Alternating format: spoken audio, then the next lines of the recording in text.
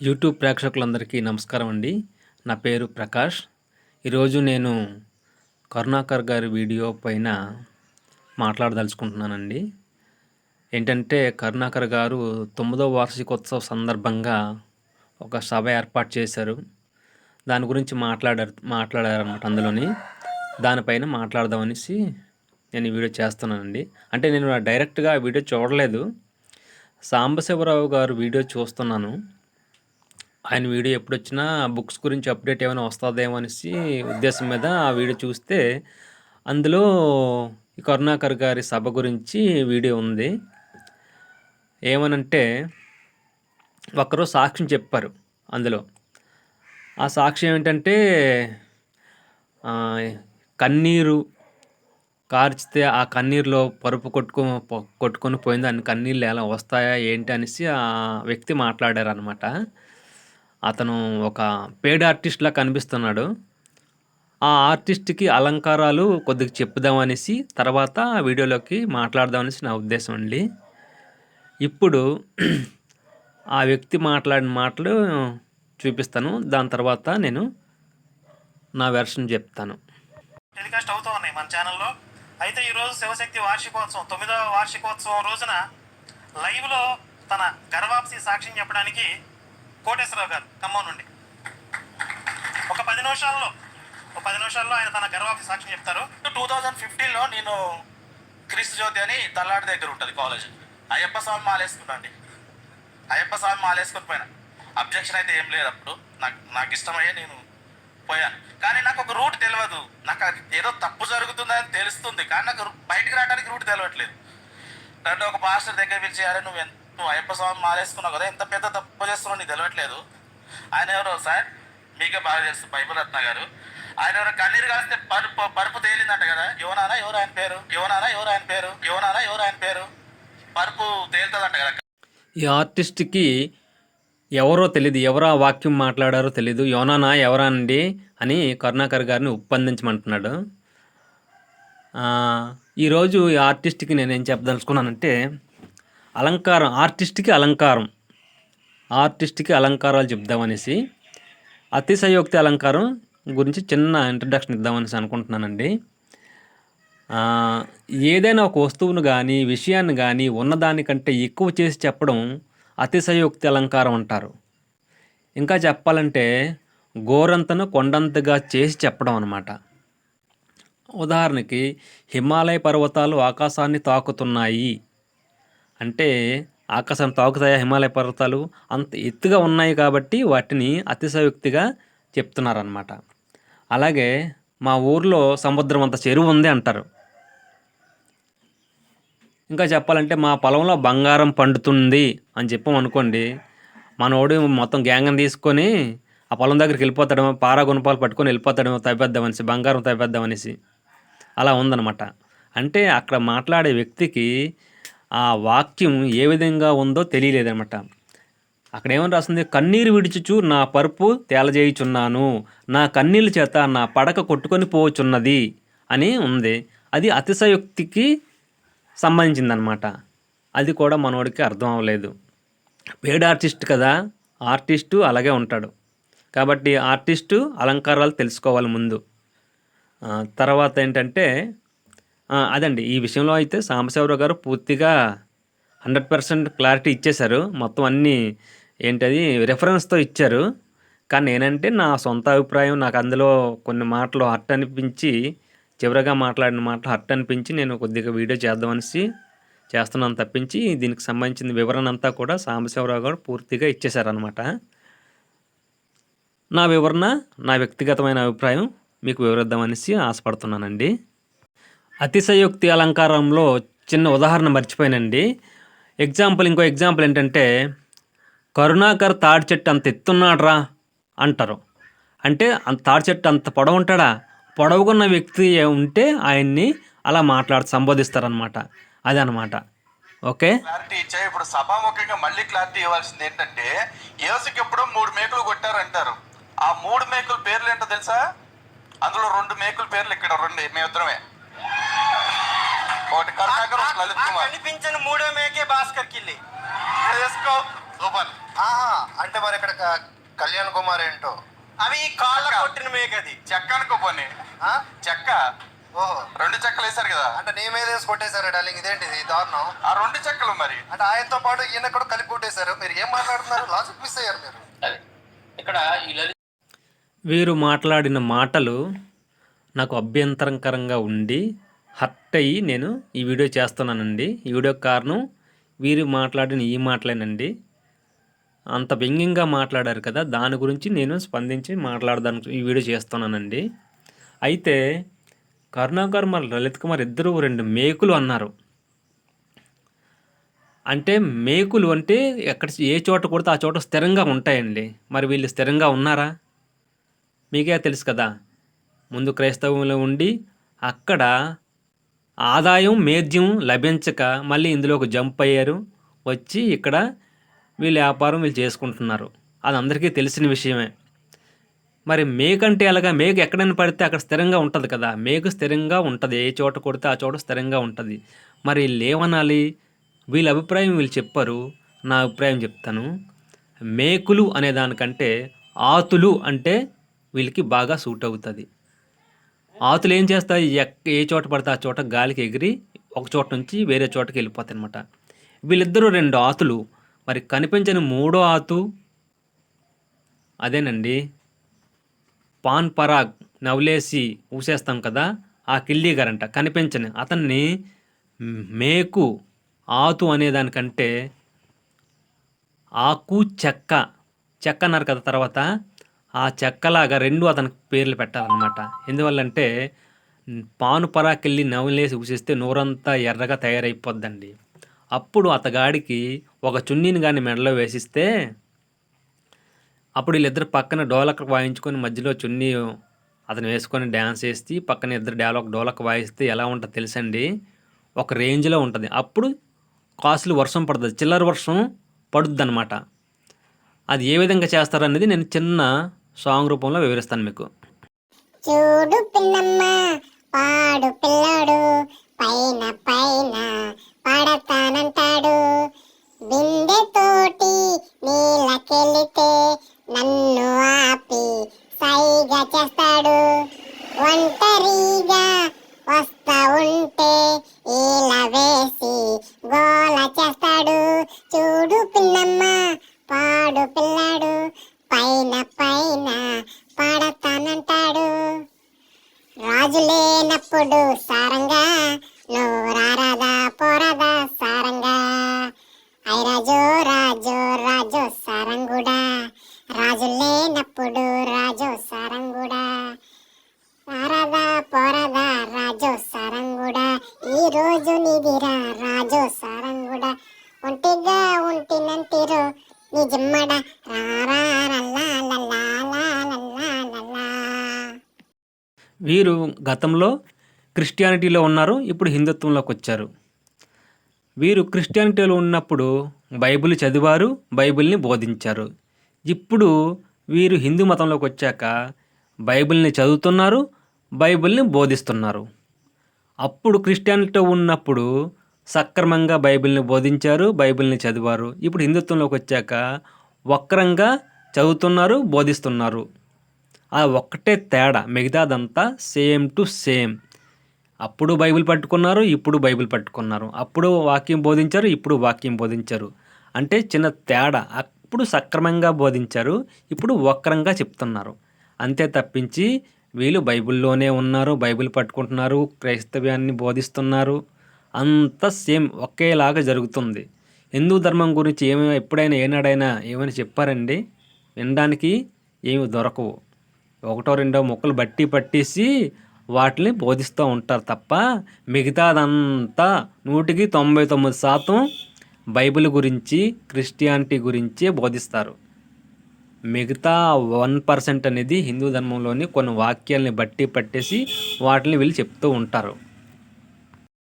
నిజమైన స్వచ్ఛమైన హిందూ ఎలా ఉంటారంటే, హిందువుగానే పుట్టి హిందువుగానే జీవిస్తూ హిందువుగానే మరణించాలని దృఢ సంకల్పం కలిగి నిజమైన స్వచ్ఛమైన హిందూ ఉంటాడు.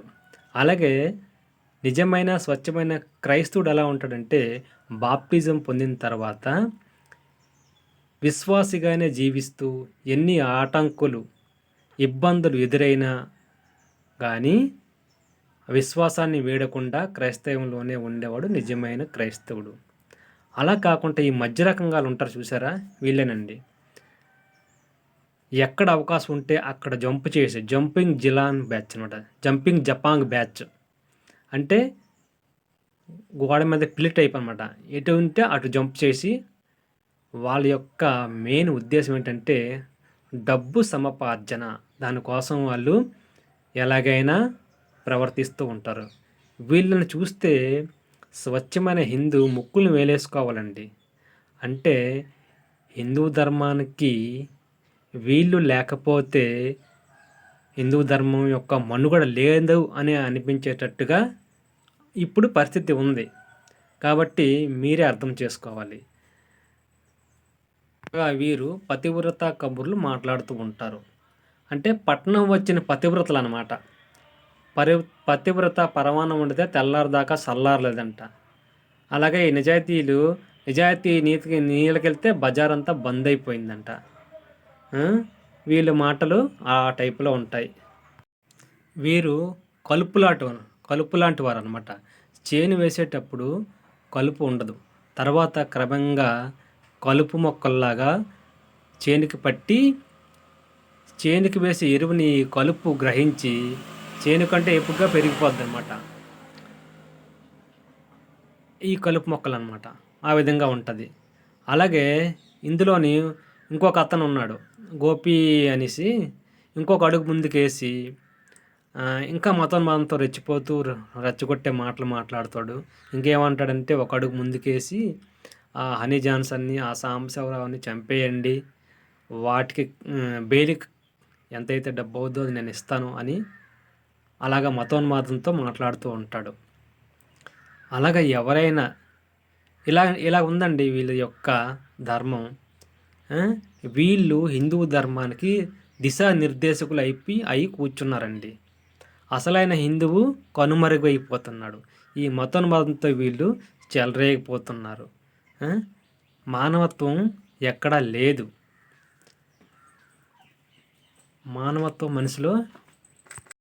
మానవత్వం అనే మాట మర్చిపోయి మనిషి ఈ మతోన్మాదంతో పేటరేగిపోతున్నాడు. చిన్న సాంగ్ లాగా ఉంది, చెప్తాను మీకు. మాయమైపోతున్నాడమ్మా మనిషన్నవాడు, మతోన్మాదంతో చెలరేగిపోతున్నాడమ్మా మనిషన్నవాడు, ఆధ్యాత్మికతకు ఉన్న అర్థమే తెలియక అంధుడైపోతున్నాడమ్మా. హిందూ, ముస్లిం, క్రీస్తు, సిక్కు పార్టీనంటూ తనను తాను మరిచినోయమ్మా. మతములోక హితమన్న మాట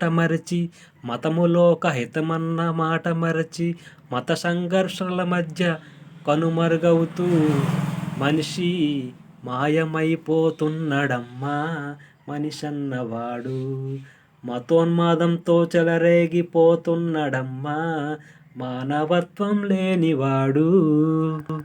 తరువాత ఈ మధ్య ఒక పాస్టర్ గారంట పెట్టి బేడ సర్దుకొని ఉన్నది అమ్ముకొని కరుణాకరణ నమ్ముకొని ఆయన దగ్గరికి వెళ్ళారండి.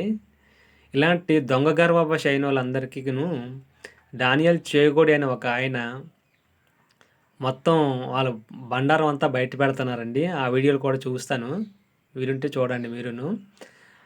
ఈ పాస్టర్ గారు గర్వాఫీస్ అయ్యారు కదా, ఆయన వెళ్ళి కరుణాకర్ గారిని మాట్లాడి వాళ్ళ ఇంటర్వ్యూ చూశాను. అందులోని బైబిల్ రత్న అని కరుణాకర్కి బిరుదిచ్చారండి ఈ పాస్టర్ గారు. వీళ్ళు ఏనాడైనా బైబిల్గా మాట్లాడారండి. బొక్కడా బైబిల్ అంటారు, ఎడారి బైబిలు, ఎడారి మతము, నల్లట్ట పుస్తకం అని అంటారు కదా. అలాంటప్పుడు ఆ బిరుదు ఏ విధంగా ఇవ్వాలి? బొకడా రత్న అని బిరుదు ఇవ్వాలి, లేదా ఎడారి రత్న అని బిరుదు ఇవ్వాలి. వీళ్ళు ఏమైతే సంబోధిస్తారో దాని నుంచే కదా బిరుదు రావాలి. బైబిల్ అని ఏనాడు కూడా వీళ్ళు సంబోధించరు కదా. బొకడా అంటారు కాబట్టి బొకడా రత్న, ఎడారి మతస్థు ఎడారి బుక్ అంటారు కాబట్టి ఎడారి రత్న, అంటే బొకడా రత్న, ఎడారి రత్న అనే బిరుదుని మనం తెలుసుకోవాలన్నమాట వాళ్ళ యొక్క బిరుదులనేసి. ఆ విధంగా ఆయన మాట్లాడారండి. ఎడారి రత్న అని అనొచ్చండి. ఎందుకంటే ఒంటరిగా ఉన్నాడు కదా! వివాహం, పెళ్లి అది జరగలేదు కాబట్టి అతనికి ఆ బిరుదు సూట్ అవుద్ది. మరి పెళ్లి అవ్వలేదంటే మీరు మళ్ళీ అంటారు, "నువ్వు గాని పిల్లనేమైనా చూస్తావా?" అని అనొచ్చండి మీరు. మరి చూడమంటే చూస్తాను. అది ఒక సాంగ్ రూపంలో మీకు వివరించమంటే వివరిస్తాను. నీ అమ్మకు తమ్ముణ్ణైనందుకు నీకు పెళ్లి చేసే బాధ్యత నాది. ఓరి సోంబేరి, కాదు, ఓరి బామ్మర్ది, నీ కలలోకొచ్చిన చిన్నది ఎవరది, ఎలాగుంటది? జ్యోతిలక్ష్మిలాగా ఉంటదా? చెప్పర కన్నా, చెప్పర నాన్న. శ్రీలక్ష్మిలాగా ఉంటదా? చెప్పర కన్నా, చెప్పర నాన్న. సంఖ్యని ఢాకిని రూపు ఉందా? దెయ్యము భూతము లుక్కు ఉందా? చెప్పకుంటే దాని జాడ ఎట్ట తెలుసుకోనురా? జ్యోతిలక్ష్మిలాగా ఉంటదా? చెప్పర కన్నా, చెప్పర నాన్న. శ్రీలక్ష్మిలాగా ఉంటదా? చెప్పర కన్నా, చెప్పర నాన్న. తరువాత సైన్స్ ప్రకారంగా చెప్పాలంటే సైన్స్‌లో పరాన్న జీవులు, పరాన్న బుక్కులు అనే కొన్ని జీవులు ఉన్నాయండి. అలాంటి జీవులే ఇవి. వీరు అలాంటి జీవులే. ఎందుకంటే అవి వాటి ఆహారం కోసం అవి సంపాదించుకోలేక ఇతరుల పైన ఆధారపడి జీవిస్తాయి. ఉదాహరణకి ఏలికపాములు అంటారు, తెలుసా అండి మీకు? తెలిసే ఉంటది. తర్వాత నులిపురుగులు అంటారు. వాటికి మాత్రలేస్తే మలమూత్రాల ద్వారా బయటకొస్తాయండి. అలాంటి వారనమాట వీరు. వీరు సంపాదించకుండా ఇతరులపై ఆధారపడే వారిని పరాన్న జీవులు అంటారు. ఈ ఉదాహరణకి ఏంటంటే ఏలికపాములు, నులిపురుగులు అంటే దొడ్డు పురుగులు అంటారు కదా! అవన్నమాట. ఈ దొడ్డు పురుగులు అనే మాట ఎక్కడో నేను గతంలో విన్నానండి. అంటే క్యాట్ బాబు వీడియోలు చూశాను గతంలోని. ఈ దొడ్డు పురుగు అనే మాట అక్కడొచ్చింది. ఆ మాట ఇక్కడ ఈ మాట మ్యాచ్ అయినట్టుంది కదండీ! అది అనమాట.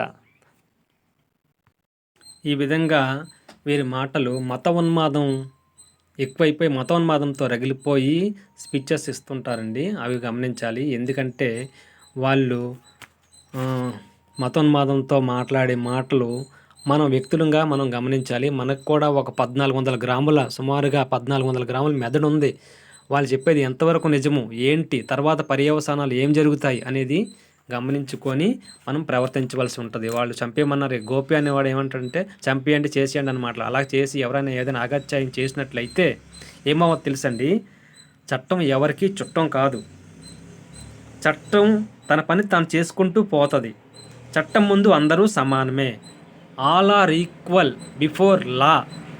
కాబట్టి మనం మన యొక్క మెదడుని ఆలోచించి తగు చర్యలు తీసుకోవాలి. అందరూ సామరస్యంగా ఉండాలి, అందరూ హ్యాపీగా ఉండాలనేదే కోరుకోవాలండి. కాబట్టి నేను కొన్ని అనుభవపూర్వకంగా చూసిన విషయాలు, ఇప్పుడు ఎవరైనా ఈ మాటలే, ఇప్పుడు గోపి గారు అనే మాటలు ఎవరైనా విని ఏదైనా అగత్యం చేశారనుకోండి, ఏమవుద్ది? చక్కగా వాడిని తీసుకెళ్ళి జైల్లో వేస్తారు. వేసిన తర్వాత ఏమో తెలుసండి, మరుసటి వారమే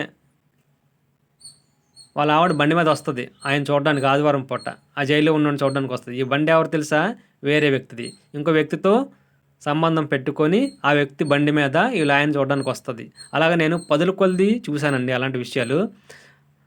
భర్త ఏమైనా గొడవలు పడి హత్యలు ఇలాంటివి చేసి అటెంప్ట్ మర్డర్ లాంటివి చేసి కేసులో ఇరుక్కొని జైలుకి వెళ్ళిన సందర్భాలు చూశాను.